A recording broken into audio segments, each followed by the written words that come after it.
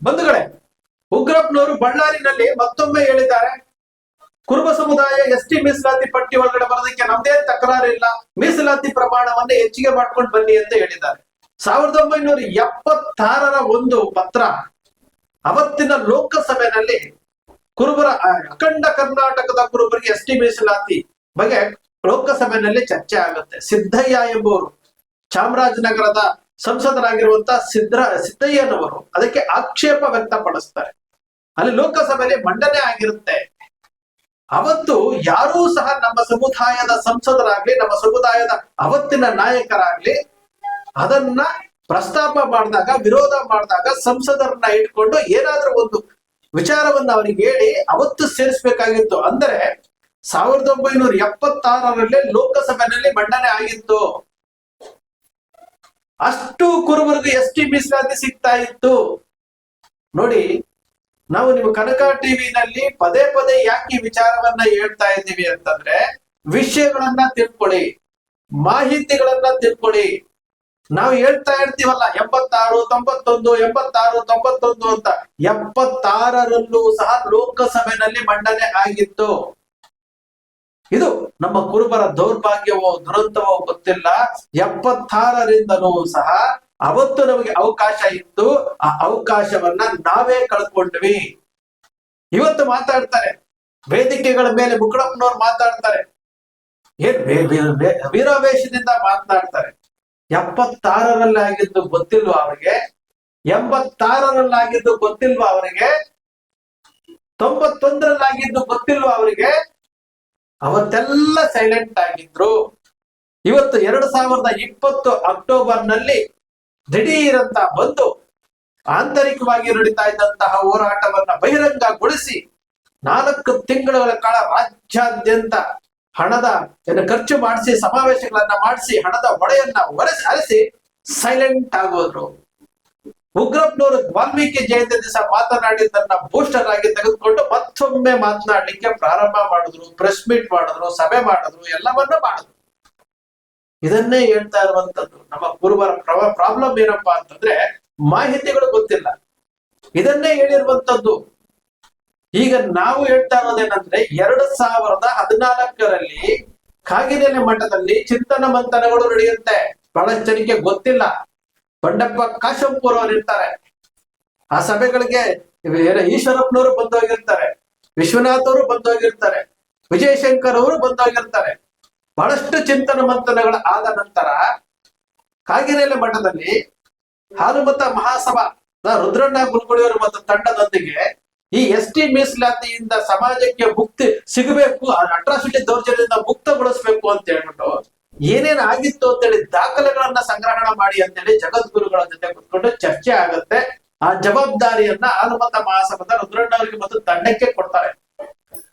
ಆ ಜವಾಬ್ದಾರಿಯನ್ನ ಹೊತ್ತು 1 ವರ್ಷಗಳ ಕಾಲ ಯಾರ್ಯಾರು ಮಾಡಿದ್ರು, ಏನೇನಾಗಿತ್ತು ದಾಖಲೆಗಳನ್ನೆಲ್ಲ ಸಂಗ್ರಹಣ ಮಾಡುವಂತ ಕೆಲಸ ಆಗುತ್ತೆ. ಇದರ ಬಗ್ಗೆ ಸುಪ್ರೀಂ ಕೋರ್ಟ್ ವಕೀಲರಾದಂತಹ ಹುಬ್ಳಿನಲ್ಲಿ ಕರೆಸ್ಕೊಂಡು ಅವ್ರ ಜೊತೆನೂ ಮಾತಾಡಿದ್ದಾರೆ, ಡೆಹಲಿನಲ್ಲೂ ಮಾತಾಡಿದ್ದಾರೆ. ಅವತ್ತೇ ಮಾತನಾಡಿ ಇದು ಕಾನೂನು ಪ್ರಕಾರ ಯಾವ ರೀತಿ ಹೋಗ್ಬೋದು, ಸಂವಿಧಾನಬದ್ಧವಾಗಿ ಯಾವ ರೀತಿ ಹೋಗ್ಬೋದು, ಕಾರ್ಯಾಂಗ, ಶಾಸಕಾಂಗ ಮತ್ತು ನ್ಯಾಯಾಂಗದ ರೀತಿಯಲ್ಲಿ ಎಲ್ಲಾ ದಾಖಲೆಗಳನ್ನು, ಎಲ್ಲಾ ಮಾಹಿತಿಗಳನ್ನು ಸಂಗ್ರಹಣ ಮಾಡಿ ಕೊನೆಗೆ ನವೆಂಬರ್ 15ನೇ ತಾರೀಕು ಬಾಗಲಕೋಟೆಯಲ್ಲಿ ನಮ್ಮ ಹಕ್ಕು ಅಂತೇಳಿ ಒಂದು ಅಂಬೇಡ್ಕರ್ ಭವನದಲ್ಲಿ ಸ್ಟಾರ್ಟ್ ಮಾಡಿದ್ದಂಥದ್ದು. ವಿಷಯ ತಿಳ್ಕೊಳ್ಳಿ. ಕೈಯಲ್ಲಿದ್ದನ್ನ ನಾವು ಕಳ್ಕೊಂಡ್ವಿ. ಮತ್ತೊಮ್ಮೆ ನಾವು ಎಚ್ಚರಿಕೆಯಿಂದ ಹೆಜ್ಜೆ ಇಡಬೇಕು. ಯಾಕಂದ್ರೆ ನಮ್ಮ ಸಮುದಾಯದಲ್ಲಿ ನಾಯಕರುಗಳಿಲ್ಲ, ದನಿ ಆಗಬೇಕಾದಂತಹ ನಾಯಕರಿಲ್ಲ. ಜಾಣ್ಮೆ, ತಾಳ್ಮೆ, ಯುಕ್ತಿಯಿಂದ ಮಾಡಬೇಕು ಅಂತೇಳಿ ನಿರಂತರವಾಗಿ 10 ವರ್ಷಗಳ ಕಾಲ ನವೆಂಬರ್ 15, ಇದು ನವೆಂಬರ್ ತಿಂಗಳೇ, ನವೆಂಬರ್ 15, ನವೆಂಬರ್ 6, ನವೆಂಬರ್ 21, ನವೆಂಬರ್ 15 ಬಾಗಲಕೋಟೆಯಲ್ಲಿ ಸಂವಾದ ಪ್ರಾರಂಭ ಆಯಿತು. ನವೆಂಬರ್ 6 ಬೆಳಗಾವಿ ಸಿಪೇಡ್ ಗ್ರೌಂಡ್ ಅಲ್ಲಿ ಸ್ವಾಭಿಮಾನಿ ಸಮಾವೇಶ ಆಯಿತು. ನವೆಂಬರ್ 21ಕ್ಕೆ ಏನೋ ಫ್ರೀಡಂ ಪಾರ್ಕ್ ಅಲ್ಲಿ 2022ಕ್ಕೆ ಸಮಾವೇಶ ಆಗುತ್ತೆ. ಅವತ್ತು ಮುಖ್ಯಮಂತ್ರಿಗಳು ಕರೆಸಿ ಮಾತಾಡ್ತಾರೆ. ಅವತ್ತು ಒಳ್ಳೆಯ ವಿಚಾರಗಳು ನವೆಂಬರ್ ತಿಂಗಳಲ್ಲೇ ಆಗಿರುವಂತದ್ದು. ನವೆಂಬರ್ ತಿಂಗಳಲ್ಲೇ ಸಹ ಕಾಗಿನೆಲೆನಲ್ಲಿ ಮೀಟಿಂಗ್ ಆಗಿರುವಂತದ್ದು. ಈ ನವೆಂಬರ್ ತಿಂಗಳಲ್ಲಿ ಎಲ್ಲ ಒಳ್ಳೇದ ಆಗ್ತಾ ಇರೋದ್ರಿಂದ ನಾವು ಇದನ್ನೇ ವಿಚಾರ ಹೇಳ್ತಾ ಇರುವಂತದ್ದು. ಪ್ರತಿಯೊಂದಕ್ಕೂ ಸಹ ಒಂದು ದಾಖಲೆಗಳನ್ನು ಇಟ್ಕೊಂಡು ನಾವು ಮಾತನಾಡ್ತಾ ಇದ್ದೀವಿ.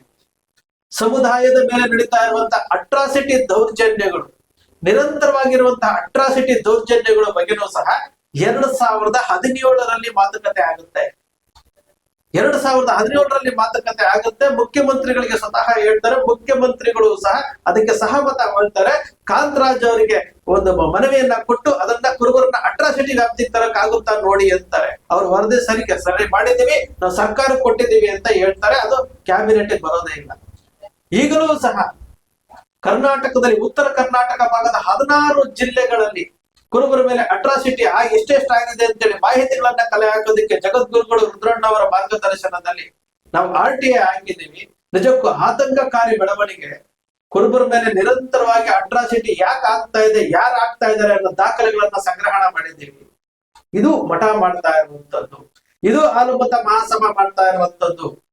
ದಿಢೀರ್ ಅಂತ ಎದ್ಬಿಟ್ಟು ಎಸ್ ಟಿ ಅಂತ ಟ್ಯಾಗ್ ಲೈನ್ ಹಿಡ್ಕೊಂಡು ನಾವು ಹೋರಾಟ ಮಾಡ್ಬಿಡ್ತೀವಿ, ನಾವು ಚಲೋ ಮಾಡ್ಬಿಡ್ತೀವಿ, ನಾವು ಪ್ರತಿಭಟನೆ ಮಾಡ್ಬಿಡ್ತೀವಿ. ಅಲ್ಲ, ಪ್ರತಿಭಟನೆ ಮಾಡ್ಬೇಕಾದಂತಹ ಸಮಯದಲ್ಲಿ ಪ್ರತಿಭಟನೆ ಮಾಡ್ಬೇಕು.